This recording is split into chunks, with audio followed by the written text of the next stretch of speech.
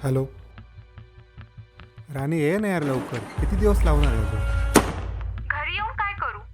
रोज तुमच्यासाठी जेवण बनवा, भांडी घासा, तुमची घाणेरडी कपडे धुवा. एवढी सगळी मेहनत करून तुम्ही दिवाळीला एक साधी साडी सुद्धा घेऊ शकत नाही. अगं मग काय उपयोग अगं एक तुमचा? 5,000ची साडी घेतली नाही म्हणून कोणी राग भरून जातं का? थोडं समजून घे ना यार.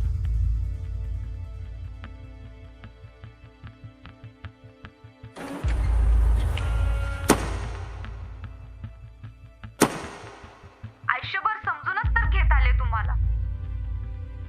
आधी साडी घ्या, मग बोलू.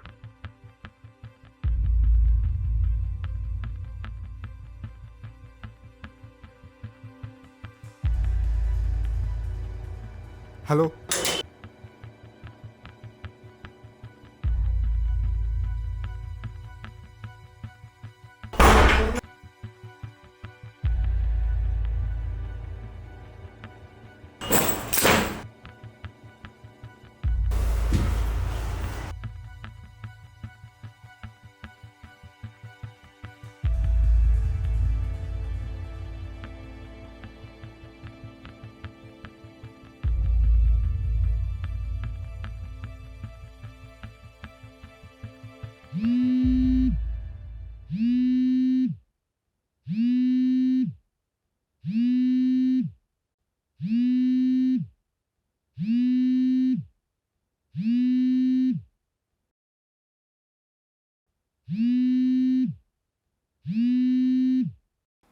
हॅलो हो आनंद साहेब, झाले का पैसे ऍडजस्ट? उद्या पैसे भरण्याचा शेवटचा दिवस आहे. नाही हो, करतो ना सर उद्या मी काहीतरी. उद्या जर पैसे नाही भरले ना तर फ्लॅट जाईल तुमच्या हातातून. नाही सर, करतो मी उद्या काहीतरी करतो. करा काय ते लवकर. उद्या जर पैसे नाही भरले तर कोर्टाची जप्तीची कारवाई होईल. हो सर, करतो करतो.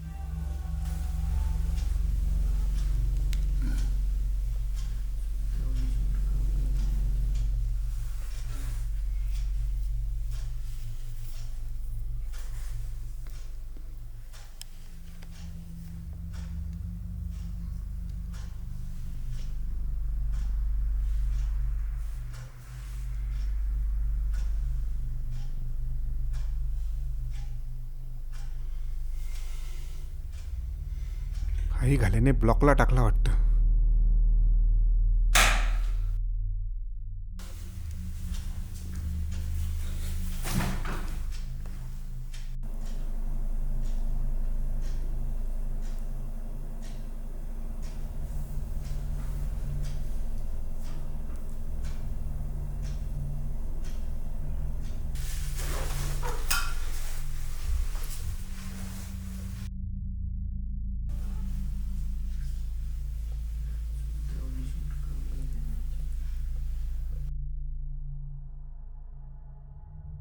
हॅलो.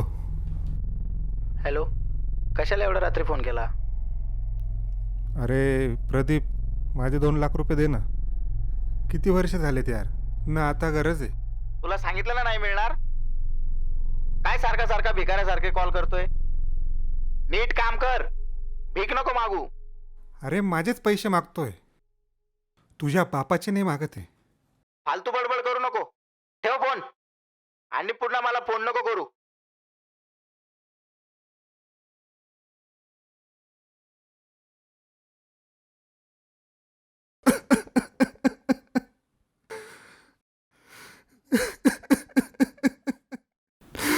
पैसे चोरून 10 वर्ष झाली, तरी पैसे देत नाहीये. तू चोर, तू भिकारी साल्या.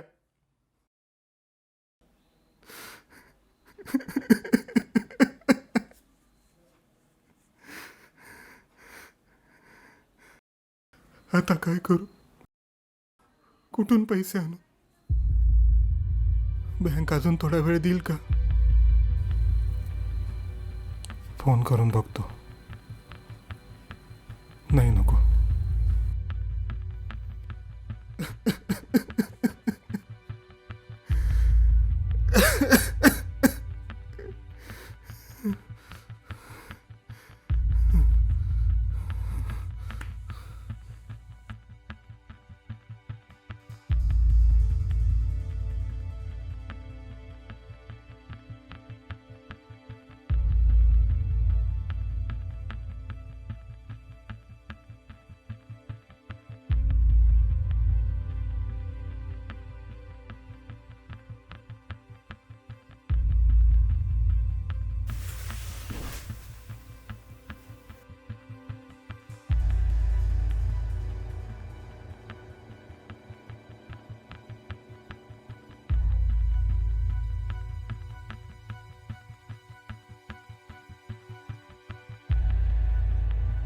हिने पण फोन बंद करून ठेवलाय.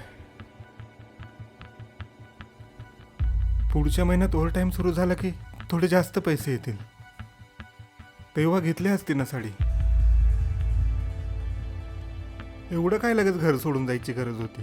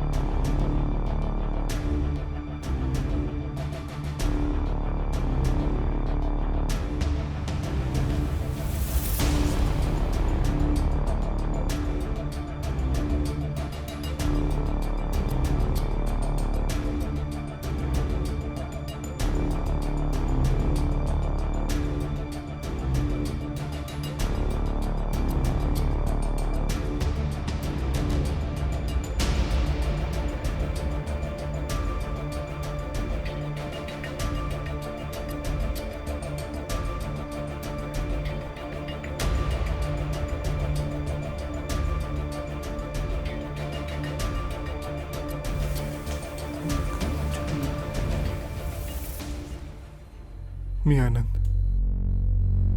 मी काही वेळाने आत्महत्या करणार आहे. मागे तुम्हाला साडी लटकताना दिसतच असेल. देवाघरी जाण्याआधी मी तुम्हाला काही सांगणार आहे. 3 वर्षापूर्वी आम्हा तिघांचा परिवार होता. एक छोट्याशा भाड्याच्या खोलीत आम्ही सुखाने राहत होतो. तेव्हा तुटपुंजा पगारातही घर व्यवस्थित चालू होतं. 4 पैसे मागे पडत होते. 2 वर्षापूर्वी पगार वाढला आणि थोडी सेविंगही दिसायला लागली. जाहिराती बघून, ओळखीच्या लोकांचे फ्लॅट बघून बायकोच्या डोक्यात नवीन फ्लॅट घ्यायचं खूळ भरलं. मी खूप समजवण्याचा प्रयत्न केला, पण ती काय ऐकेना. न विचारता एका ठिकाणी फ्लॅटही बघायला गेली. तिच्या हट्टापुढे माझं काही चाललंच नाही. मग होती नव्हती सेविंग देऊन आम्ही एक फ्लॅट बुक केला आणि फक्त 10 लाखाचे लोन काढले.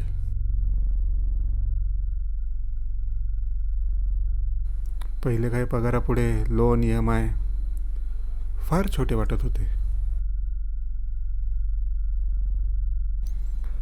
असं वाटलं की बघता बघता लोन फेडून टाक.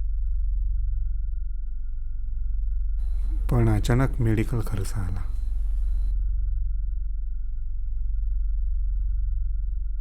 आणि 1, 2, 3 EMI बाउन्स झाले.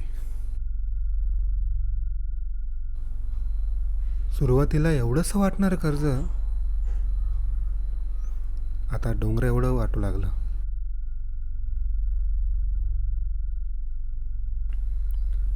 आणि आता उद्या बँकेचे 60,000 नाही भरले ना,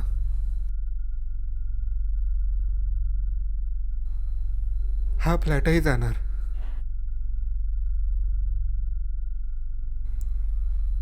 एका मित्राकडे पैसे मागितले, त्यांनी नंबर ब्लॉक केला. एका नातेवाईकाकडे खूप दिवसाचे 2 लाख आहेत, माझेच, तोही द्यायचे नाकबूल गेला. आता काय करावं हेच कळत नाहीये.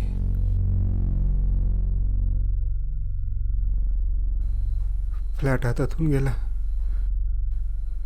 मित्र नातेवाईक हसतील, टिंगाटवाळक्या करतील. नको नको नको, हे सणच होणार नाही.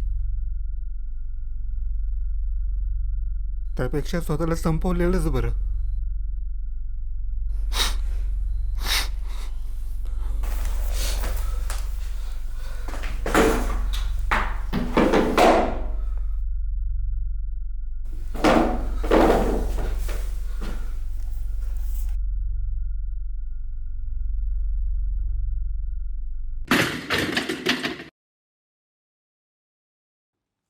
टेन्शन नको घेऊ मित्रा, सगळं ठीक होईल.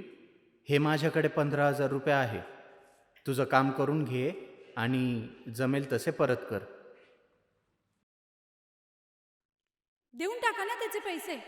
खरंच मेला तर पोलिसांचा त्रास मागे लागेल. अहो काका, काळजी नका करू, होईल सगळं ठीक. हे 5,000 रुपये आहेत आता माझ्याकडे. उद्या पप्पांकडनं घेऊन देतो मी तुम्हाला. सॉरी मित्रा, थोडं प्रॉब्लेम होते रे. 20,000 रुपये आता पाठवतो. हां, बाकी 1-2 दिवसात ॲडजस्ट करून देतो ना. आणि हो, तुझा मोबाईल नंबर ब्लॅकलिस्टमधून काढला आहे. हां,